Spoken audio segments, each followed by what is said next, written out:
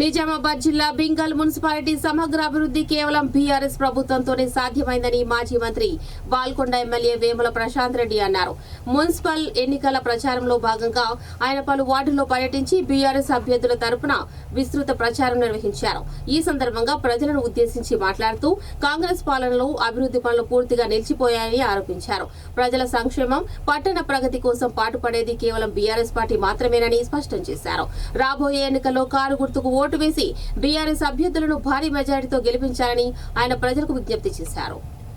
ఈ రోజు రాష్ట్రంలో గర్ల్స్ స్టూడెంట్స్ కాలేజీకి వెళ్ళాలన్నా, ట్యూషన్లకు వెళ్ళాలన్నా, ఎక్కడికి వెళ్ళాలన్నా అన్న మీదనో, తమ్ముడి మీదనో, తండ్రి మీదనో ఆధారపడుతున్నారు. అందుకే ఈ రాష్ట్రంలో ఉన్న చదువుకునే ప్రతి యువ విద్యార్థునికి ఎలక్ట్రిక్ స్కూటీ ఉచితంగా ఇచ్చి ప్రియాంక గాంధీ గారి ప్రత్యేకంగా విద్యార్థులను ఆదుకుంటాం. వచ్చినాయమ్మా స్కూటీలు. ఇట్లా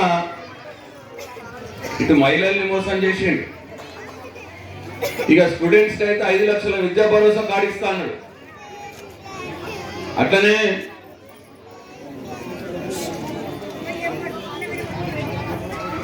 అట్లనే యువకులకు 2 లక్షల ఉద్యోగాలు ఇస్తా అన్నాడు. 12,000 ఇచ్చిండు. ఇప్పటికి మొదటి సంవత్సరమే 2 లక్షల ఉద్యోగాలు అన్నాడు. ఉద్యోగం అన్న వారికి ఎవరింటైనా పాపం అమ్మా నాన్నలకు అయ్యో మా పిల్లలకు ఉద్యోగం అవుతుంది కదా అని అనుకుంటాం. అదే మోసం చేసి ఉద్యోగం ఇవ్వకపోతే 4,000 రూపాయలు నిరుద్యోగ భృతి ఇస్తా అన్నాడు. అది మోసం చేసిండు. అది లేదు. రైతులకు 2 లక్షల రుణమాఫీ అన్నాడు. అయినోడికి అయింది, కానోడికి కాలే. 15,000 రైతు బంధు అన్నాడు.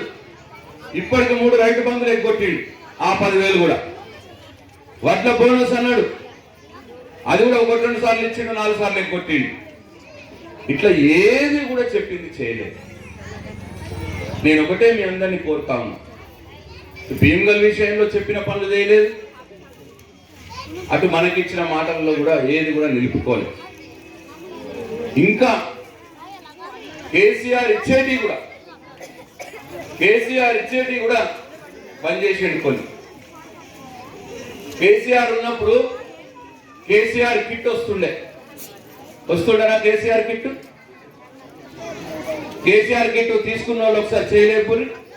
ఓ అవ్వా నువ్వు చెప్పు, 4,000 చేస్తాను కదా, మరి ఇప్పటికి నాకు 50,000 నుక్సాన్ చేసినావు, పెట్టు అని చెప్పి అడుగుని.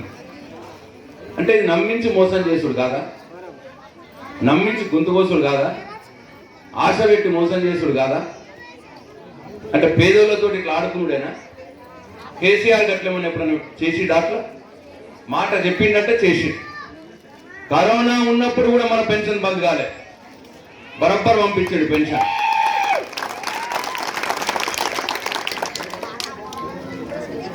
ఇంకేమన్నాడినా కొత్త పెన్షన్లు ఇస్తా అన్నాడు. కేసీఆర్ అయితే ఆయక ఇస్తున్నాడు, నేను తాత కూడా ఇస్తా అన్నాడు. అట్లనే కేసీఆర్ అత్తకే ఇస్తున్నాడు, నేను కోడలు కూడా ఇస్తా అన్నాడు.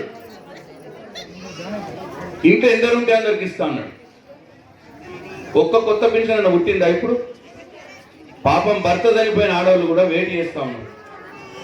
కొత్త పెన్షన్ ఒక్కటి పుట్టలే.